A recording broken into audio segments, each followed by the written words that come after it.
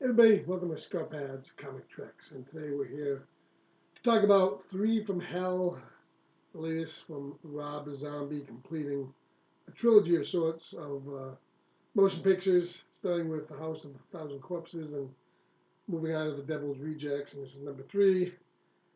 And this film was kind of universally kind of panned, and I think it had more to do with the fact that Sid Haig played Captain Spaulding, was only in about maybe 10 minutes of it because of his health conditions, and he died shortly after the picture was released. But those 10 minutes with Sid Haig uh, are gold. I mean, he's fantastic once again, returning as the evil demonic clown, Captain Spaulding. And just the moments he's on the screen really shines and gives Three from Hell a very good opening first act. This time the action shifts to the remaining trio who have survived the onslaught, unbelievably, of the last movie where they were pretty much gunned down to death by, I believe William Forsythe was in there as the ranger. And, well, they pull through and go to jail for about 10 years. This movie heavily emphasizes Sherry Moon Zombie's character, Baby, and well, she is the wife of the director, so it kind of makes sense. And she's okay here. I think maybe a little bit too much time is spent with her, but overall, the characters are as they were, replacing um, the Sid Haig's Captain Spaulding is the half brother of Otis, played by I believe his name is Roger Blake, I believe, but he's playing the Wolfman, Howling Wolfman character, and he's good. He's a good replacement. While not up to Sid Haig, he does well in the movie. And then rounding out is Otis, who returns, and he's fantastic in the movie as well. The film's opening acts really sets up the release of getting Baby out of jail by blackmailing the warden who is holding her there, holding his family at bay. And we get some gruesome killings in the first act. All in all, not as much as what you saw, of course, in House of a Thousand Corpses or The Devil's Rejects, but there are some decent killings here in this movie. For that, people like that type of stuff, as all horror fans do.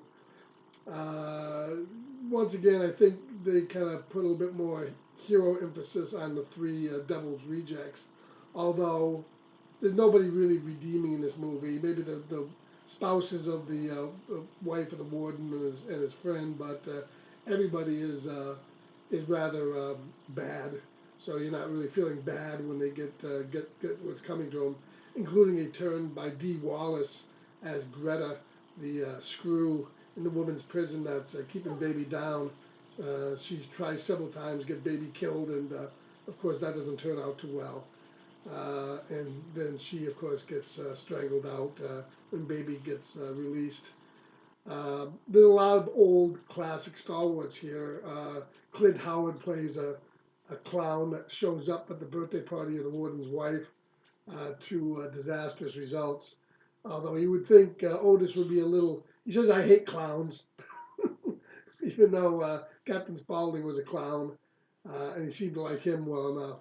But Clint Howard, Austin Stoker from the Dawn of the Dead movies shows up here, and you'll notice several other stalwarts of 70s and 80s horror. And Rob Zombie still knows this genre pretty well. So the first half, which is shot documentary style, as it traces the three going through the prison system, is done rather well and gives me some good 70s vibes.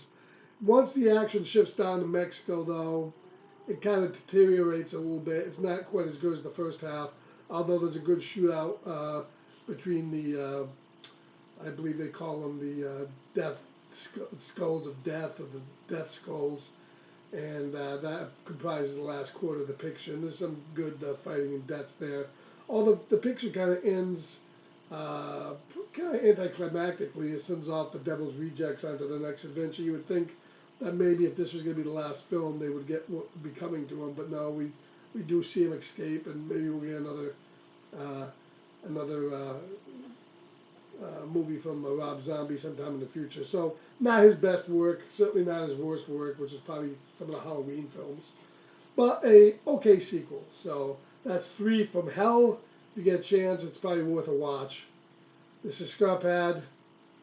Keep reading, keep on trekking, and stay scared, everybody.